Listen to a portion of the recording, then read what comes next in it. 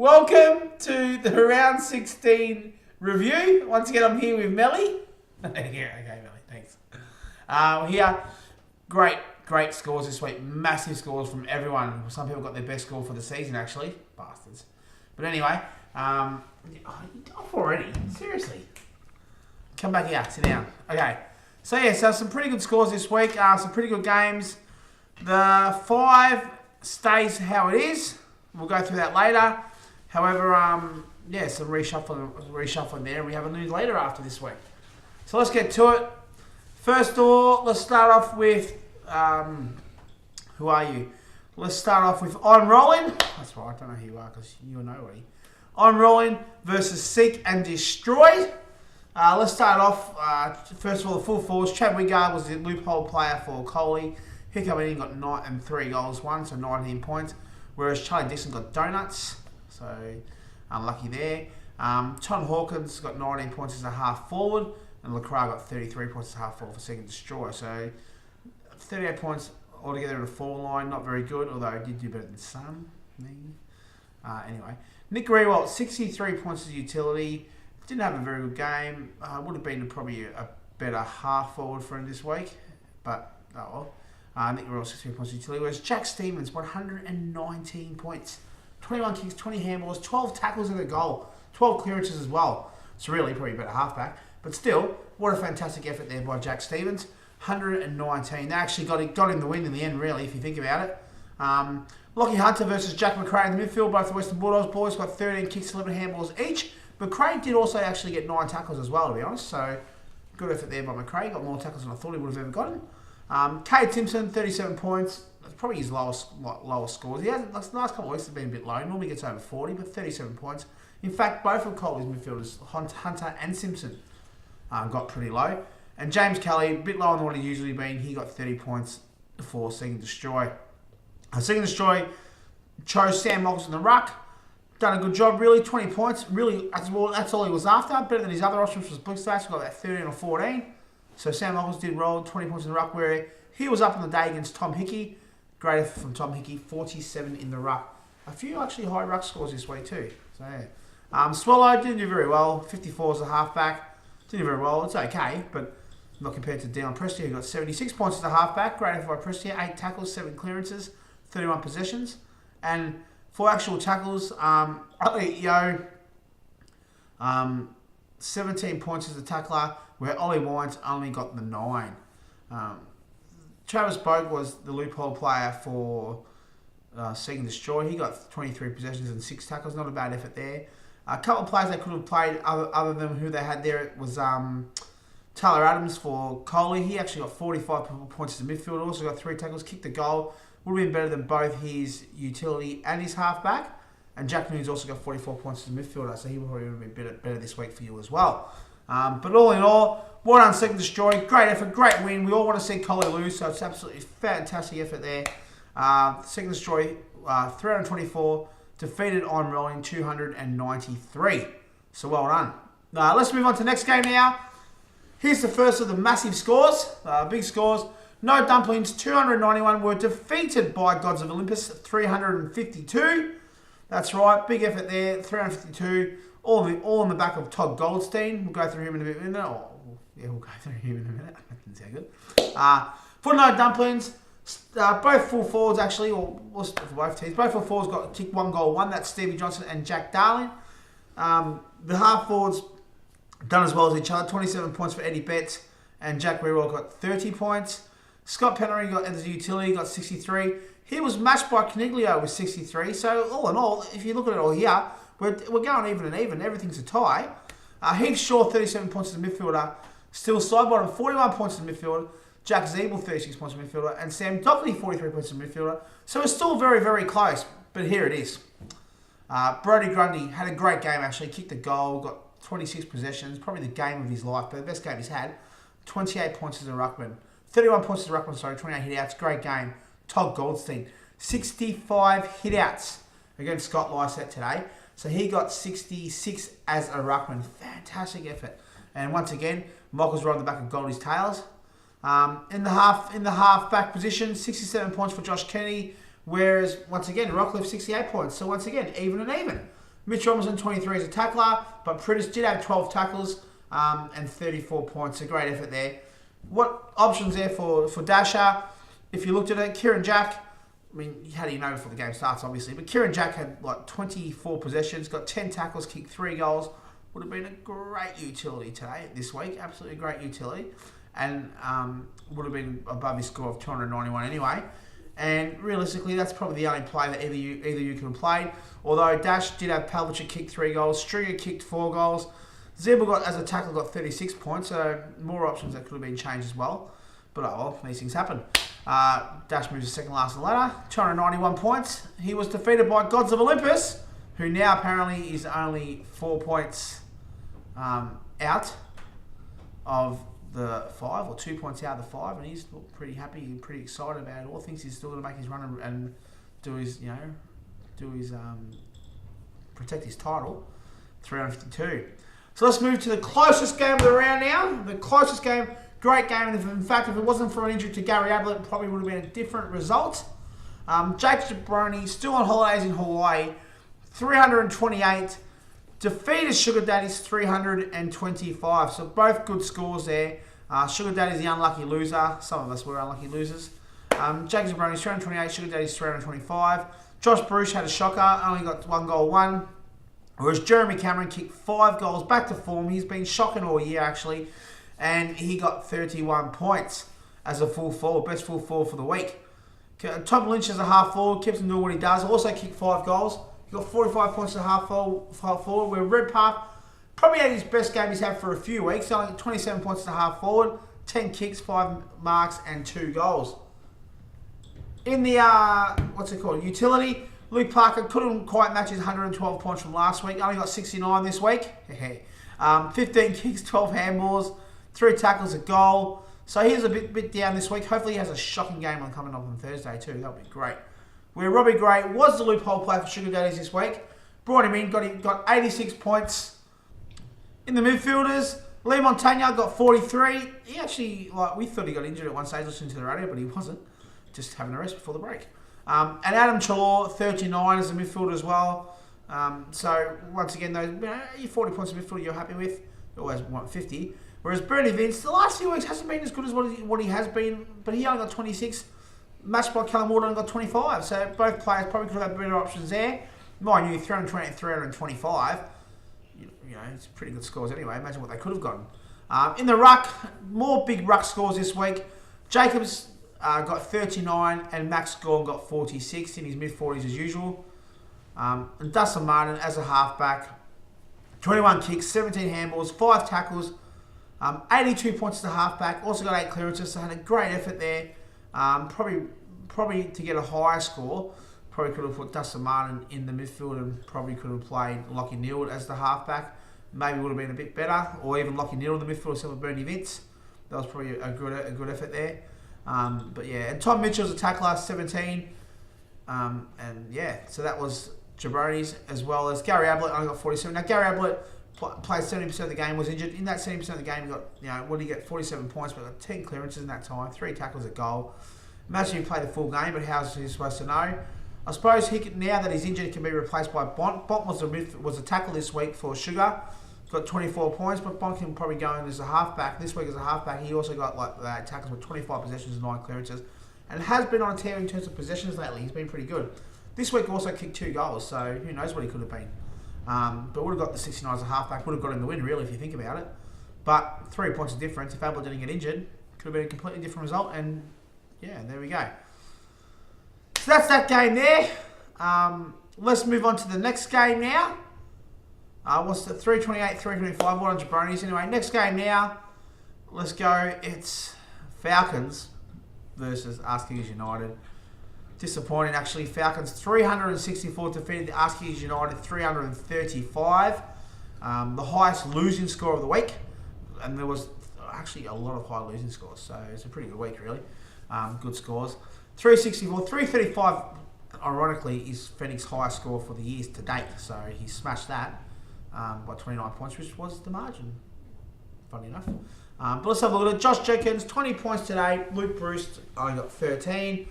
This is where the game was pretty much won or lost. Jack Watts, 43 as a half forward. Lance Franklin, 19 as a half forward. And Dangerfield got 96 as utility. And I used Cyril as a loophole. He got 79. I mean, let's be honest. Dangerfield, 96 utility, yeah, okay. No one wanted to mark him and get 18 possessions first quarter. But Jack Watts, what the hell is going on with Jack Watts? 3 goals his last 2 weeks now. 15 kicks, 10 marks. Bloody hell. It's killing me. And then Jenkins with his over-the-back goals. It's just piss off Fennec. As I said in Footy Wide, F-off Fennec. Anyway, but look, hopefully Falcons, continue this run of form and can ruin a few other teams to lead into the finals. And I'll go into the run into the finals a bit later too, by the way, just to get you all excited. In the midfield, Gaff and Hanbury both got 44. Dylan Shields was a bit down. He got 34, whereas Seb Ross got 43 for me.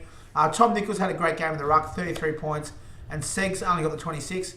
God, I can't wait for Nick Nat to be back. Come on, Nick Nat. I need you. I need you, Nick Nat. I need you. Trent Cotchin as a half forward got 63. Rory Sloan had a great game. 83 points as a half forward. Halfback. Cotchin 63 as a halfback. Rory Sloan 83 as a halfback. Very, very happy with that. Excellent. I'm very happy with that. And the 2 tacklers actually had great games. Kerno got 31 and Scott Thompson got 28. So, all in all, 2 high-scoring teams. Frederick, well done. 364, 5, whatever it was. Your high score of the round. Keep it up. Although you can't make the finals, you are going to hopefully influence the way the finals are going to be. Michael says no, don't win next week. But anyway, that's it for that game. 364 Maltese Falcons defeated Arse Kings United 335. So now let's move on to the last game of the round. Top of the table clash. All's riding on it. Let's have a look at it. Renegades 360. Massive score. Defeated Rangers Anonymous 328. Another big score, but wasn't quite enough this week. So Rangers, unlucky, you moved down to second. And Renegades take the top spot. 3 games to go. Top spot gets their money back automatically. So you're in for that one there. But let's have a look at it now. Josh Kennedy as the full forward got 28 points, 4 goals, 4. And he was up against Jesse Hogan, 2 points shy. 4 goals, 2, 26 points. A great effort there by Jesse Hogan. Tim Membry kicked 5 goals today for St Kilda. 41 points as a half forward. Actually, Kennedy probably would have been a better half forward. Probably been better if you switched that around because Kennedy would have got 44 points to half forward and Membry would have got 30 points. So you'd have been 6 points better off. But anyway, that doesn't make a difference. Taylor Walker got the half forward at 20 points only. In the utilities, Big Mummy was a utility this week for Renegades. He got 80 points as a utility, including 8 tackles and 28 hitouts. 17 possessions for Big Mum as well. Whereas Joel Selwood got the 72 points. About average. That is about his average, so that's quite good. You're happy with that. Probably another goal would have been happy with, but oh well. Jordan Lewis, 41 points as the midfielder. And Luke Hodge was the loophole player this week. He got 51 points as a midfielder. But good to see Hodgie back, isn't it? Matty Board and Sam Mitchell, 91 between them, 45 and 46. That's just what they do.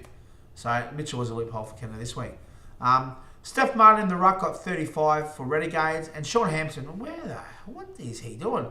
I mean, I know he doesn't do much around the ground, but his tap work has been great. 47 points as a ruckman. And he's been absolutely phenomenal, Sean Hampson has. So well done there. In the half-back position, Zach Merritt got 77. Zach Merritt's doing that every week. He's getting possessions, he's getting tackles. Great pick-up, that one. And Nathan Jones has moved to the half-back position for Renegades. And he's been very, very consistent. He got 68 points this week as a half-back. Both tackles disappointing, actually. Daniel Rich only got 7, where Liam Shields did do his hamstring. I don't think he played the second half. Only got 4 points. He may miss this Thursday night. Who knows? Hopefully he doesn't, because I reckon we need him. We have got a tough one against Sydney. If we win, we go 2 games clear, and I reckon we'll finish on top if we win. If we lose, we may even be 5th by the end of the week or 4th by the end of the week. Anyway, so Liam's got the 4 points now. Both players used as their subs 2 injured Freo players to bring the loopholes of Hodge and Mitchell in.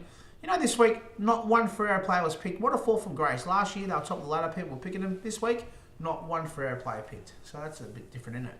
But anyway, Renegades, well done, Stiff. Top of the ladder, 360. You defeated Rangers Anonymous, 328. So congratulations there.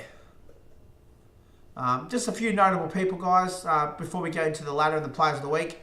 Aaron Hall for Stiff, 49 points in midfield, 6 tackles. I mentioned Publish, 3 goals, Stringer, 4 goals, Zeeble, 12 tackles. For me, Viney had 44 possessions in midfield, 44 points in midfielder and 7 tackles. Gibbs would have got 52 as a midfielder. As I said to Fennick, if I'd done the team that I was thinking about doing, I still would have lost, so it doesn't matter the difference. And Laird would have got 53 as a midfielder, and Ben Brown 4 goals for Fennick. I mentioned Bontempelli, Niels, and the others as well. So there's a few notable players that I forgot to mention during the games. But anyway, let's go to the team of the week. We should do a little thing for that. Here's the team of the week. Full forward, Jeremy Cameron, 31 points. Followed very closely by Josh Kenny on 28 and Jesse Hogan on 26. Tom Lynch was the half forward of the round. He got 45 points. Jack Watts, 43. And Tim Membry, 41. Look at those names, mate. Like Watts and Membry. Who would have thought that? Jack Stevens was the best utility by far. 119 points. Raised the bat. Well done, Jack Stevens. Great effort. The player he was traded for, Dangerfield, got 96. So lucky that trade didn't happen because I would have got smashed by even more. Robbie Gray got 86 for the utility as well. In the midfielders, two more loop players were the best midfielders. Lukey Hodge, 51. Sam Mitchell, 46. And Matthew Boyd, Kenner's other midfielder, was the best with 45. Best ruckman, 66 points to Todd Cordstein. What an effort. 66 points to the ruckman.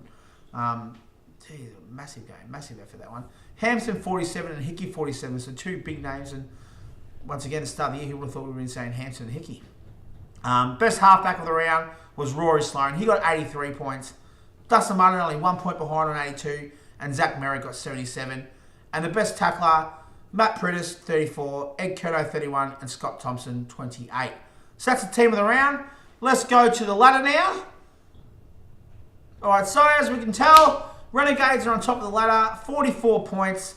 1 game clear of Rangers Anonymous on 40 points, who are then 2 games clear of Jacobs Jabronis. Now, although there's 12 points to play for, they are 8 points clear. You would think Renegades will finish in the top 2. More likely chance of getting their money back. Once again, it's a top 5 systems. The first place gets the week off and their money back because they're guaranteed to finish no lower than 3rd. Rangers Anonymous, as I said, was 2nd. Jabronis 3rd on points scored 4. Jabronis 36. I'm rolling is 36. Jabronis average is 320 and I'm rolling is the lowest average in the competition of 289. Rangers Anonymous, by the way, he's averaging 322 and Renegades at 320. I'm going to go through that in a minute too. Askies United hold on to their 5th spot. Just hold on to their 5th spot. Askies United 317 points for and they're 34 points. 370 points average. They're in front of Sugar Daddies by 2 points on 310. And last year's champions, a game out of the 5. He said he's going to make it. Will he make it? Let's find out. He's averaging 315 points and he's on 30 points. Gods of Olympus. Seek and Destroy with a big win this week are on 28. 6 points out of the 5 on 293, average 4. And No Dumplings, mathematically still possible. You are 10 points out of the finals. There is 12 points available, but you need to get a move on with there, obviously. And Maltese Falcons, obviously all he can do is hope to ruin other people's chances. Anyway, and his average is 305. So that's the ladder. Let's have a quick look at the... I've got it down here on my computer, so I'm just going to look that way now and then, alright? But I've done a ladder, and there's going to be a pop-up of the screen. As you can see on the screen now, it's the who plays who and what it is now. I've averaged the ranking. So, for example, Rangers Anonymous are averaging 322 points. So, I've given them 10 points as the rank. Renegades 320. They're the 2nd best points average. So, they're 9. We were all going down to I'm Rolling, who's the worst average, and they're 1 point. That's how we add it up to add up the difficulty of the rounds coming home. So, let's have a look at it. Rangers Anonymous, top of the ladder. They play Askies United, Gods Olympus, and Jacobs Jabronis. They've got the 2nd hardest draw coming home. Next is Renegades, who have got Sugar Daddies, I'm Rolling, and Askies United. They've got the equal 7th hardest draw coming home. So they've got a pretty good run. So more than all should really stay on top of the ladder. Next, Jacobs Jabronis, I'm Rolling, Seek and Destroy, and Rangers Anonymous. They're equal 7th as well. So you're going to think, on likelihood, Rangers and Jabronis are going to stay in the finals if you look at the way how easy really their draw is coming home. Askies United, which is me, got Rangers, got Sugar Daddies, got Renegades, top 2 and 6th. hardest draw coming home. So I'm gonna find it difficult to hold on to my spot if you look at the way the draw is. Gods of Olympus, who are averaging 315 points, they're got the 6th hardest draw coming home, and they've got Maltese Falcons, Rangers, and Seek and Destroy. So they got a pretty good run home. Sugar's got the 4th hardest. He's got Renegades, Askies United, and No Dumplings. No Dumplings themselves have got Seek and Destroy, Maltese Falcons, and Sugar Daddies. They got the 9th hardest, or they got the 2nd easiest run home. No Dumplings. So you need to win the rest of your games. You've got the 2nd easiest draw. Or by the way, Falcons have got the easiest draw coming home. Seek and Destroy have got the 5th hardest draw coming home, according to the points 4. And I'm Rolling's got the 3rd hardest draw with Jabronis, Seek and Destroy, and Rangers. So if you look at it, as I said, I've got the hardest. Collier's got the 2nd hardest. Rangers has got, McKenna's got the 2nd hardest. Collier's got the 3rd hardest draw coming home. So interesting. 3 games to go, as I mentioned. Interesting coming home. This week it's another lockout game. It's a rolling lockout game. It's a Thursday game. It's Sydney Swans versus the Hawks. Tough game. I'm probably gonna have 4 or 5 players in that game myself. But that's Thursday night, followed by Freo versus Geelong on Friday for the actual lockout. So guys, good luck. 3 games to go. Keep it going. By the way, Vossi, thanks very much for paying. Everyone's paid up now. See you all.